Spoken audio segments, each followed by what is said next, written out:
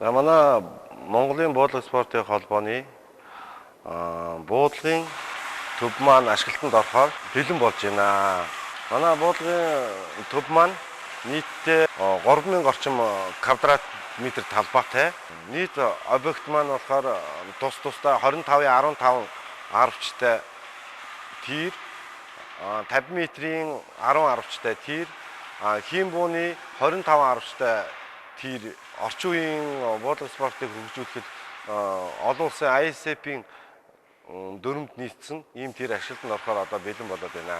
25 метрийн буудлын тирэнд одоо зогсож байна. Энэ буудлын тир маань болохоор стандарт олимпийн хурдан 30-30 гэсэн ийм тасгалуудаар бууддаг ийм тир байгаа. Одоо энэ тир маань шалаа бодод дуусаад одоо 100% гүйцэтгэлтэйгээр өнөөдөр гүйцэтгэл нь дуусж байна. За манай энэ шин тэрний маань онцлог гэвэл одоо энэ сум баригч гэдэг энэ нь болохоор 5 мм-ийн зузаан листээр хийгдсэн байж байгаа. Энэ технологи маань зай хэмнэн сумаа бол өөртөө хурааж аваад доороо тугалгаа хураах юм зориулттай ийм шинэ технологи. Одоо энэ манай энэ дээдлийн бэлтааж байж байна. Энэ бол тамирчдын амрах заал байгаа. Чөлөө цагаараа энэ дээр одоо бус заалуудаа тэмцээн уралдаа явуулж яхад тэн дээр амраад бэлтгэхөдлөө хийгээд дээрэс нь бус заалуудад ямар тамирчид ямар онж байгааг энэ дээдлийн амрах зааландаа бол дэлгэцэн дээр хараад байж ах юм зориулттай байна. Дуу намсгагч гэж байгаа. Манай бус тэрүүдэд дуу намсгагч байдгүй л дээ. Электрон арвчуудаар тоноглогдох байгаа. Орчин үеийн Мейтен фирмийн электрон арвчуудаар тоноглогдож одоо энэ олон улсын тэмцээн уралдаан юм уу яг ISF-ийн дөрмийн дагуу энэ тэмцээн уралдаан явуулаад телевизээр шууд дамжуулах боломжтой болж байгаа. Урд нь эднээс болохоор цаасан дээр буудаад тэр цаасан дээр хэд онцны ч мэддэггүй тэмцээн уралдааны ерөнхий финал нь ерөнхий зурагт л оногийн дараа нь явуулдаг байсан бол одоо буудагч бүрийг онж байгаа оноо нь дэлгэцэн дээр гараад тэрийг шууд телевизээр дээр нэвтрүүлэх бүрэн боломжтой болж байгаа. Тамирчин болгон дээр галын шугам дээр гэрэлтэй одоо энд 15 гэрэл ассан байж байгаа. Тэгээд дээрэс нь энэчээс электрон арвчнууд бол энэ дээр суйрлагдаж ирэх юм байна. Мейтен фирмийн буудлын электрон арвчнууд хийж суйрлагдах юм байна. За тэгээд дараагийнх нь юу гэхээр манайх гэрэл одоо энэ тохиолдлын бүрэн одоо юм тоноглогдсон ийм удирдлагатай байж байгаа. Үүдэндээ бүх гэрлүүдээ удирдна. Нэг тамирчин одоо ганцаархан бэлтгэлт сургалт хийгээгүй бол нэг канопа дарангууд өөрийнх нь шугамын бүх гэрлүүд нь асчихна. Тэгээ бус гэрлүүд ашиглахгүй байж болно.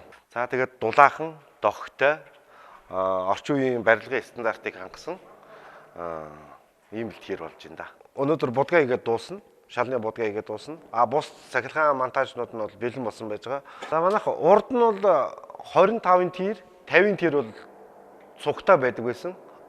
Тэр үед яадаг байсан гэхээр урт буу 25 50 метрт буудах улсууд нь 25 метрт буудах тамирчтай хүлээгээд бэлтгэл сургалт хийж болдгоо байсан. Эсвэл 25 буудах юм бол одоо 50 метрийнх нь бол хүлээгээд ингээд бэлтгэл сургалт хийх боломжгүй байсан бол энэ удаа манай тир маань шин тир маань тусдаа 25-ын тир маань болохоор тусдаа 50 метрийн тир маань тусдаа 10 метрийн тир маань юм тусдаа баригж байгаагаар онцлог байна. Тэмцээн уралдаануудыг бол зэрэг явуулах боломжтой. 3 зааланда 3 төрлийн тэмцээн зэрэг явуулах боломжтой байна. Энэ өвлийн тир гэдэг маань болохоор ерөөсөө Орос манай хоёр тал голцоо байдаг. Бусад орнуудад бол энэ өвлийн тир гэж байдаггүй. Цаг уурын нөхцлөөс болоод гадаа хүүтэнд буудах боломжгүй. Ийм болохоор дулаан баах хэрэгтэй.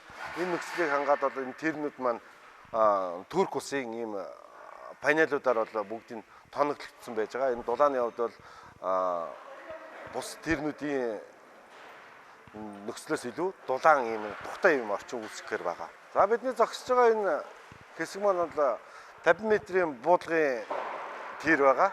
Энд бол 10 хүний зогсоолтой, нэг хүний нөөц зогсоолтой байж байгаа. Энд буу тусгалд оруулагч нэмэлт төхөөрөмжийн нэг хэсэг байгаа. За агаарын сум баригч хийсэн байгаа. Дээрэс нь сум баригч маань болохоор 5-ын листээр хийгдчихсэн.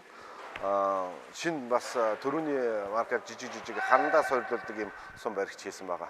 50 метрийн тэр маань болохоор одоо гүйцэтгэл нь бол 90% явагдаж байна. Одоо энэ дээр бол одоо шалны будаг хийгээд